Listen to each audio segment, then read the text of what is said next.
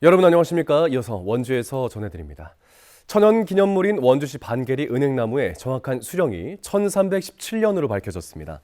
원주시 역사박물관은 최근 많은 관광객들이 방문하고 있는 반계리 은행나무의 정확한 수령을 파악하기 위해 국립산림과학원의 분석을 의뢰했고 나무의 수령이 1317년으로 측정됐다고 밝혔습니다. 국립산림과학원은 수령 추정 데이터베이스를 바탕으로 이른바 라이다 스캔 조사를 활용한 디지털 생장 정보를 활용해 반계리 은행나무의 수령을 측정했습니다. 반계리 은행나무는 높이가 32m, 둘레가 16m로 1964년 천연기념물 지정 당시 수령이 800년가량일 것으로 추정돼 왔습니다.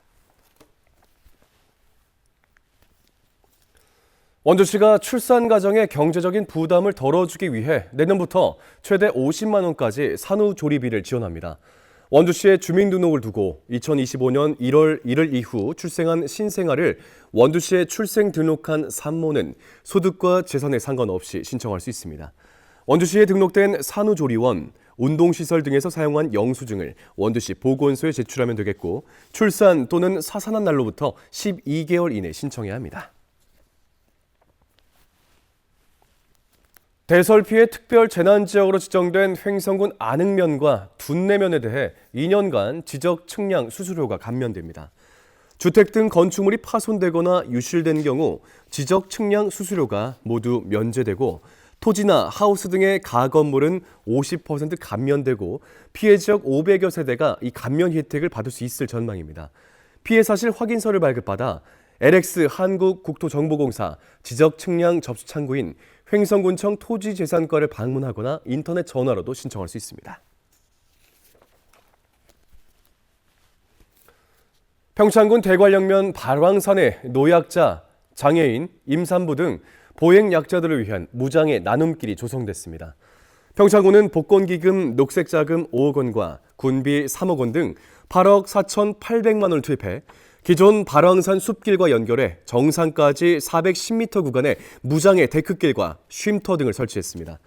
이에 따라 보행약자들도 천년 주목 발왕산 숲길을 찾아 정상까지 비교적 쉽게 오를 수 있게 됐습니다. 평창군과 용평리조트는 무장의 나눔길 활성화를 위해 내년 1월 1일부터 평창 군민과 중증 장애인에 한해 케이블카를 무료로 제공합니다. 연말 이웃들을 위한 사랑의 손길이 이어지고 있는 가운데 크리스마스 이브에 얼굴 없는 익명의 기부천사가 찾아왔습니다. 원주시에 따르면 이 익명의 후원자는 지난 24일 새벽 단계동 행정복지센터 현관에 별도의 메시지 없이 라면 20박스를 쌓아두고 갔습니다. 원주시는 후원품을 단계동 지역의 저소득층과 독거노인 등 소외된 이웃들에게 전달할 계획입니다. 원주역에 설치된 천사 기부계단에서 올해 560만 원이 적립돼 시민 서로 돕기 천사 운동본부에 전달됐습니다. 원주역 천사 기부계단은 건강한 생활습관 유도를 위해 원주역 승객들이 계단을 이용할 때마다 건보공단 후원금이 적립되는 것으로 내년엔 만종역에도 이 천사 기부계단이 설치될 예정입니다.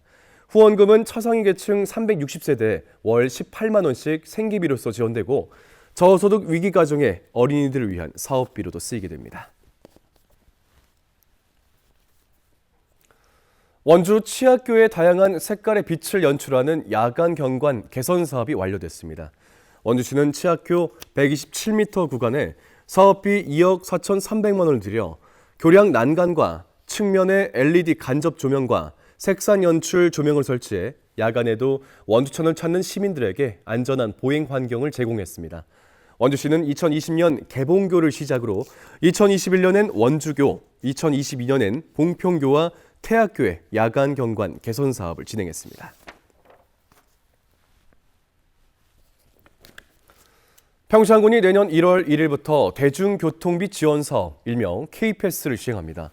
이 K패스는 한 달에 15회 이상 정기적으로 광역버스와 시내버스 등 대중교통을 이용할 경우 일반인들은 20%, 청년층은 30%, 저소득층 53% 등 금액의 일부를 월 최대 60회까지 환급받을 수 있는 제도입니다. 은행이나 카드사를 통해 K패스 카드를 발급받은 뒤 K패스 앱 또는 K패스 홈페이지에서 회원가입을 해야만 이용 금액을 환급받을 수 있습니다.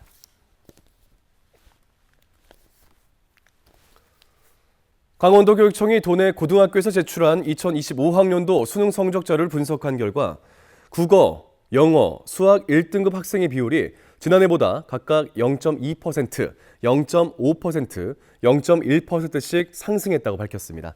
특히 취약 과목인 수학은 1등급을 포함해 2, 3, 4등급 비율이 모두 1%대 안팎으로 소폭 높아졌습니다. 또 교육청은 지난해보다 수능 난이도가 낮아져 최상위권이 소폭 증가했다며 지난해부터 수능 성적을 당해년도에 자체 분석해 학력 향상 자료로 축적해 나가는 과정이라고 밝혔습니다. 뉴스를 마칩니다. 고맙습니다.